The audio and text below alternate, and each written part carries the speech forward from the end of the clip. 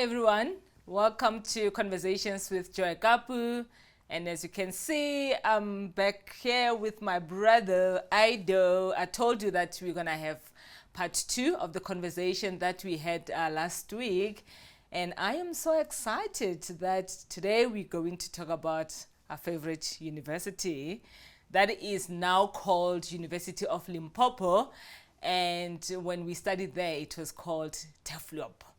And I know that you're part of a team that is doing research on writing about the history and the culture of the University of Limpopo. And I just want to find out that what is the compelling reason that made you to be part of this exciting project? Yeah, there is indeed a project. Actually, I think it's an initiative by the South African Heritage Association. They want to declare the University of Limpopo as a heritage site, right?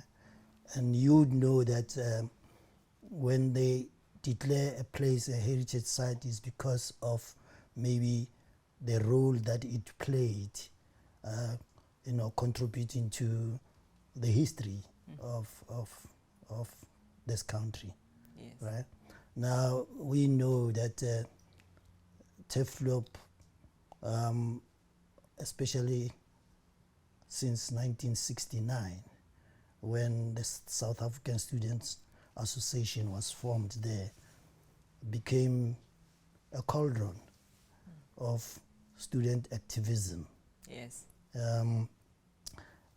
So I'm part of the research team that is trying to find out, because when that happens, there need to be a supporting statement why we think that TEFLOP, for example, should be declared a heritage site. So what we do then is that go back and look into the history of the institution, right? Now, if you look at the history of TEFLOP, just like all other what we then were called, when they were started, they were called university colleges, but essentially they were ethnic, universities, which was under apartheid, right? Because in 1959, the apartheid government introduced what they called Extension of University Act, and in terms of that act, universities were going to be racially separated. Black students couldn't go to then universities, because at that time the universities that existed were essentially white universities, Wits, Rand Afrikaans University, Stellenbosch, and so on. The only university where black people could study was the University of South Africa, right? So if you wanted to go to the university of the white universities, you actually used to have to apply from the Minister of, I think it was Minister of Home Affairs or something, Interior, because then you can go and study there, So this act banned black students from studying at those universities, though they established their own universities according to ethnic groupings. So you had University of Zululand for Zulus. Yeah. Forte used to be there even before. And Forte was relatively non-racial because they had so-called Indian and so-called colored, but it was also international because a lot of African leaders actually studied there. The likes of Mugabe, they studied there,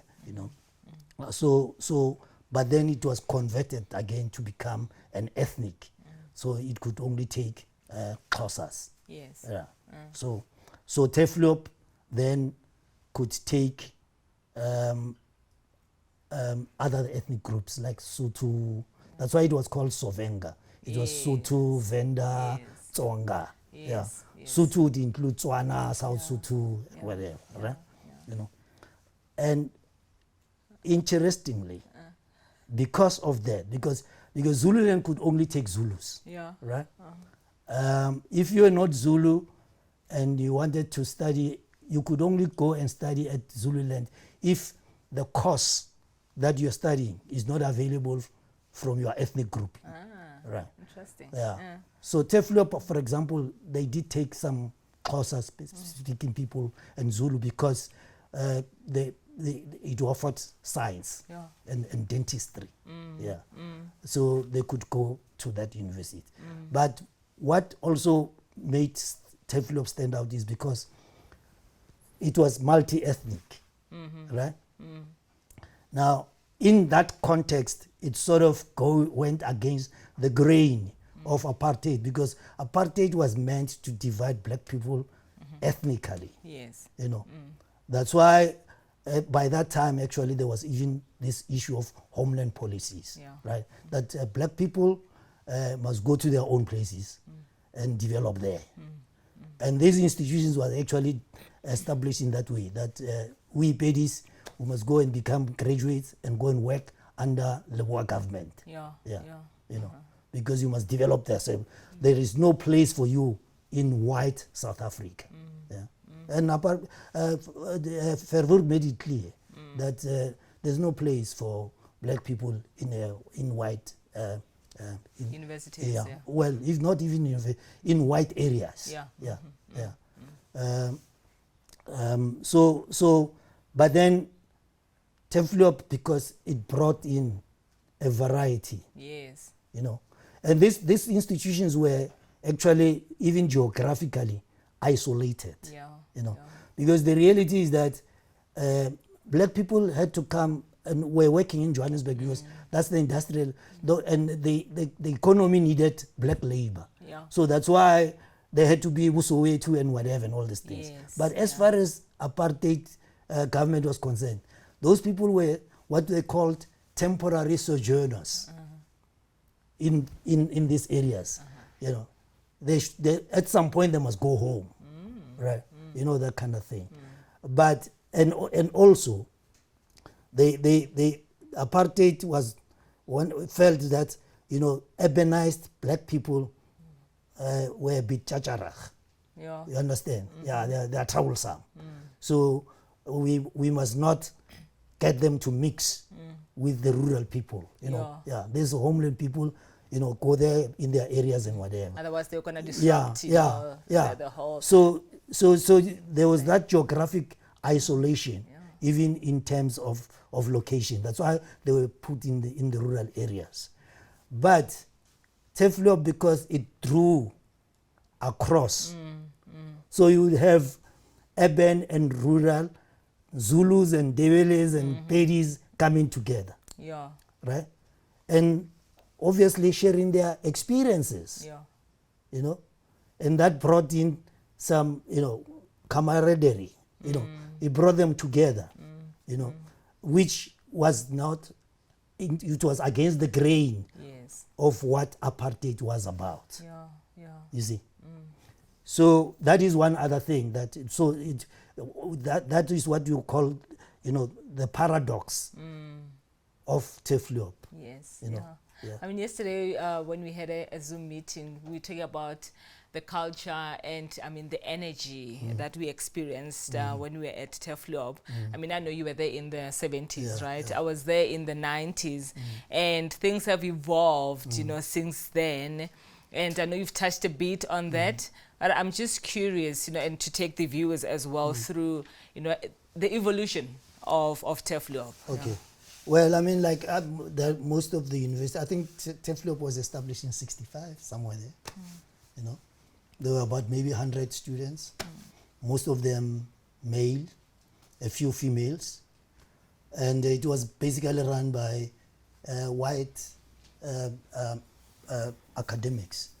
The director, I think it was Potgieter at that time. He was an Afrikaner, and most of the lecturers were from Afrikaner institutions, and most of them were Nationalist Party. You know, so it was also ideologically a place where, you know, black people were going to be taught by apartheid ideologues, you know, that kind of thing, you know. So there were a few blacks that came in as lecturers, Buntsangwizi and whatever and all those things. But basically it was an African institution run by, basically by white, you know. Yes. So, but by around 68, students, and it was run along the prefect kind of situation, right? Few, they used to call them primarias, you know, a few guys who are like prefects. Yeah, they were like, you know, at high school prefects who could, you know, even, you know, punish you. You know, that kind of thing. I remember. Yeah, it was run like a boarding school. Yeah, but I was just about to say that it was run like a boarding experience. School. Yes. So it was a strange situation because as a university, you are supposed to educate people, open their eyes, right? You know, and their minds, right? But apartheid didn't want black people who have open minds and eyes, you know. So here's a university, you come there, because it's an institution of higher learning, you get exposed. But on the other hand, it was built to groom you as a Bantu. And again, it's instilling fear. That's what I hear from to groom that. you, Yes. to groom you as a Bantu. So there was that conflict. Yeah, there was that conflict. So in 68, I think what happened is there was an organization called established by apartheid called South African Bureau of something, Racism and whatever and all this thing. It was just those institutions that were there to promote apartheid, but you know, it was run by intellectuals and whatever and all these things, like some think tank kind of thing, you know. And then they wanted to have a conference on campus, you know, and the students boycotted that, you know. They said, no, we don't want this apartheid structure to come and, you know, have a conference here. A conference around race relations and whatever. I mean, obviously, when they say around race relations, they were there to explain why black people cannot mix with white people. Because, you know, naturally, you know, we're not the same. You know, that kind of, because apartheid was based on those kind of things, you know. So the students boycotted that. So there was a fracas between the admin and whatever. And, you know, during that time, right, there was a student organization called NUSAS, National Union of South African Students Association or something like that. Association of Students, yeah. NUSAS, but because universities were mainly white, the majority of them, it was an organization for students, but was run mainly from white universities, right?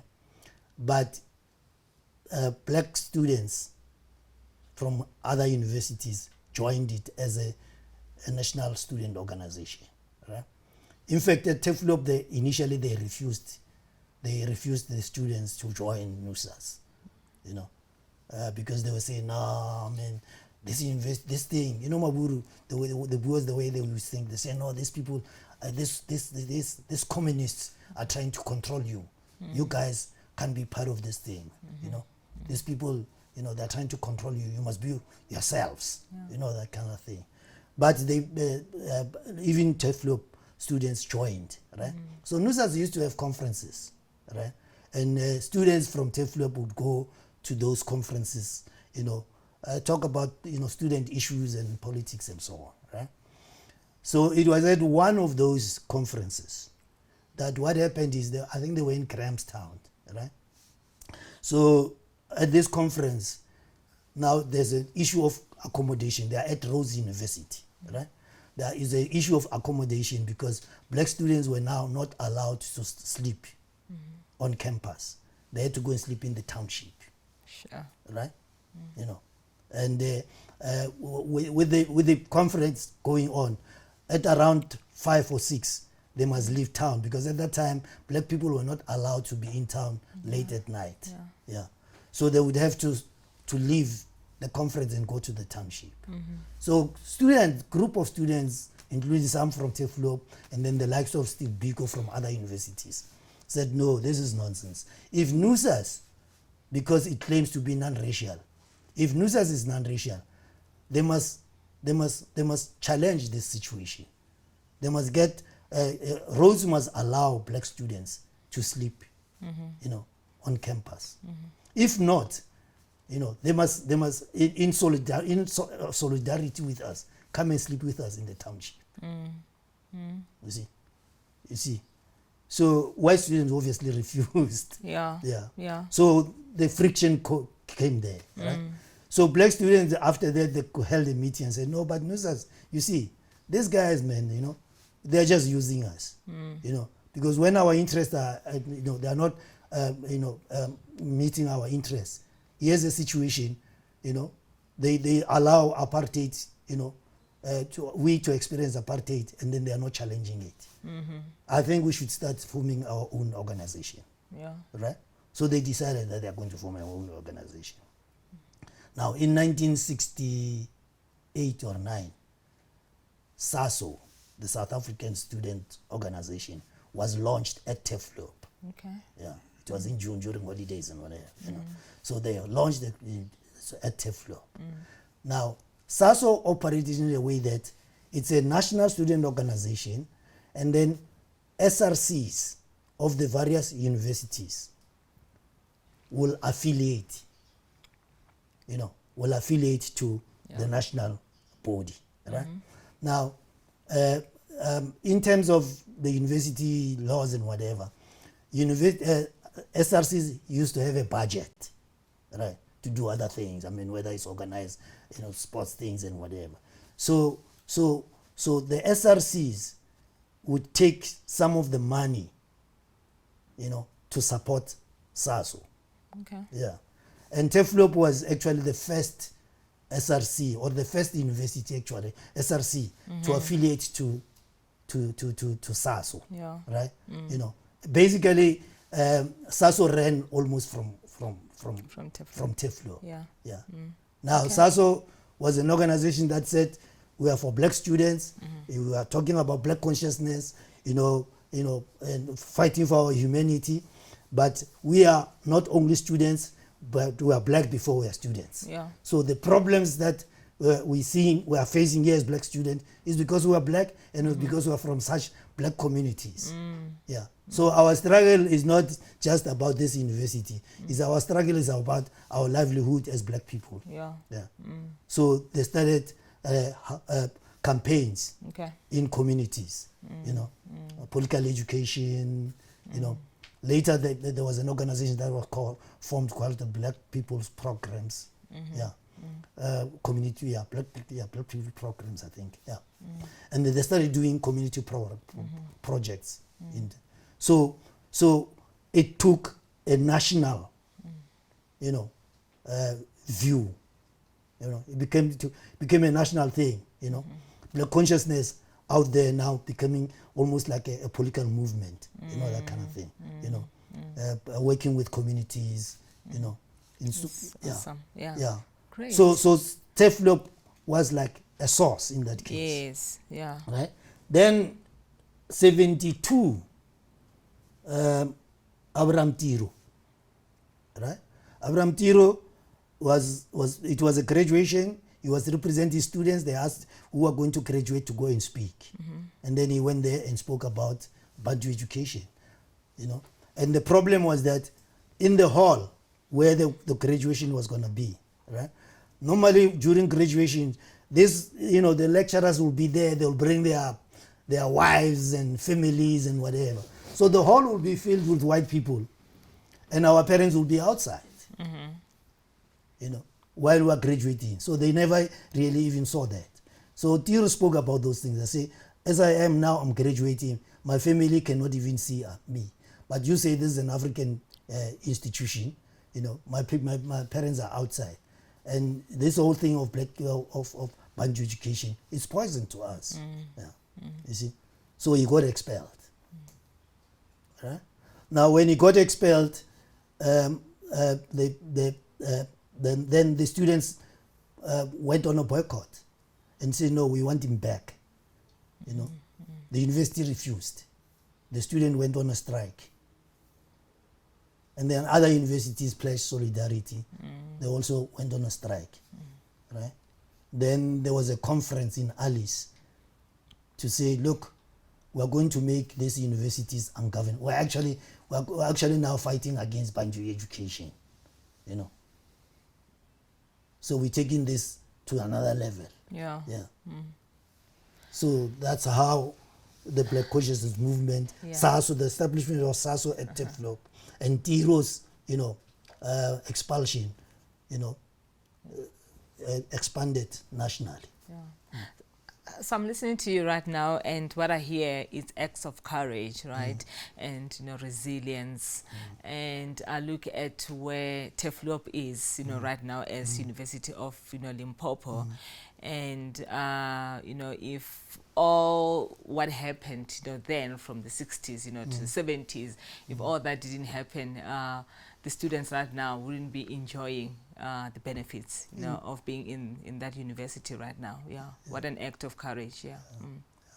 Yeah, so that's why they're feeling that it should be a heritage. Yes. In fact, if you go through what we would call maybe a calendar of activism, I mean from 68 up to maybe 25 years, right? Every year at Teflop, there was an incident which had national reverberations. Yeah. The formation of SASO, later they expelled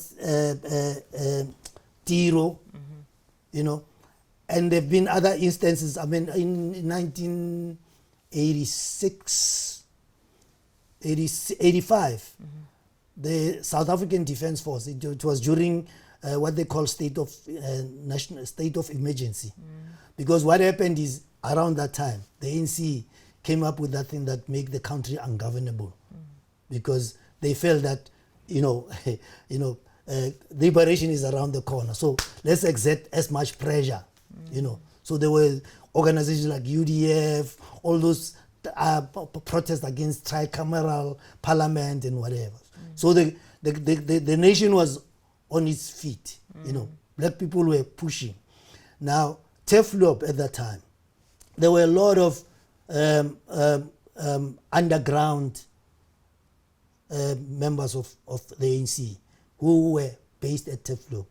They used to stay there as if they are students, but they were mobilizing. It was actually called Lusaka, you know. Yeah, there were lots of guys that we were at school with them, but they were actually underground operatives of the ANC, you know. So, say the SNDF, I think it was 85 or 86, took over the university.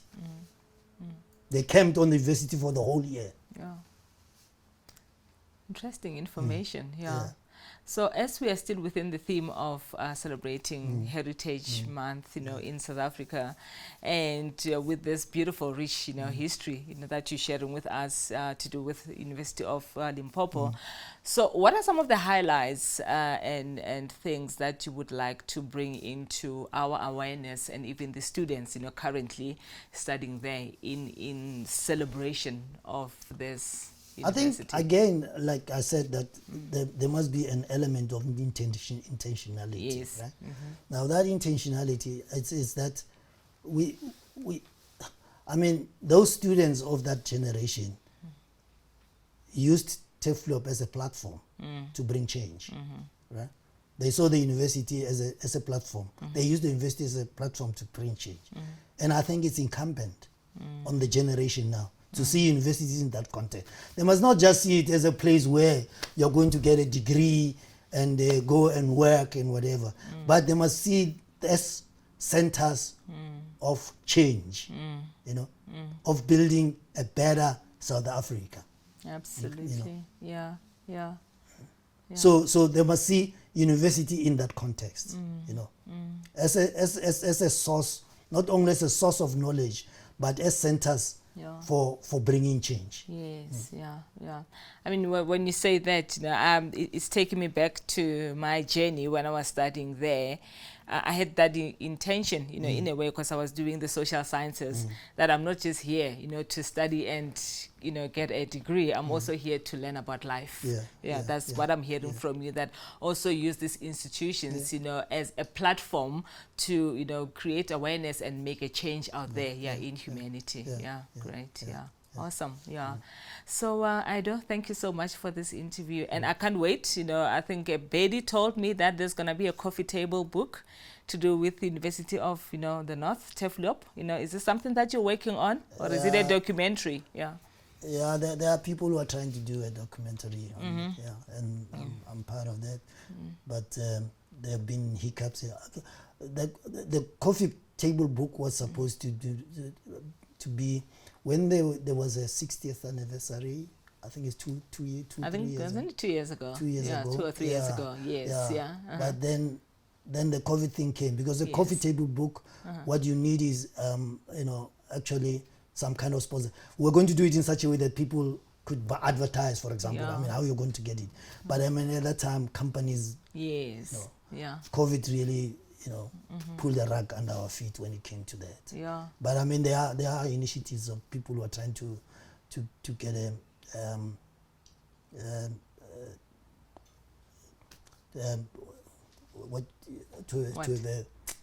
the documentary. Yes, around this. Around that. Great. I'm also excited. I mean, I love coffee table books, as well. I would love to lay my hands on something like that, but also looking forward, to the documentary. So as we're wrapping up part 2, and what are some of the things that you'd like to say out there to the viewers within, the context of Heritage Month, just for us as a collective, to be intentional, on how we evolve. I think that celebrating heritage, we should use it as a platform to develop our consciousness, as people who are trying to build, a new South African nation. So I just want to thank you for creating time to be part of this 2 episodes. And today, especially to do with, Teflop, I've just realized that there is so much, that I didn't know about, our university.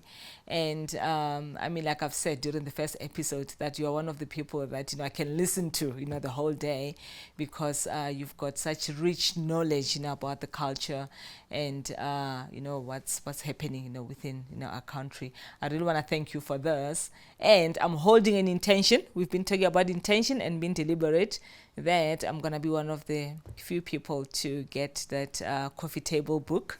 And I really want to wish you the best on this journey, doing the research. And I can't wait when one day University of the Limpopo will be honored as a heritage site in South Africa. So thank you so much. Thanks. And Thank you. I appreciate you. So we have a lineup of other episodes to follow, because we are still within the context of celebrating Heritage Month in South Africa. And we hope that you will be able to join us next week for the next episode.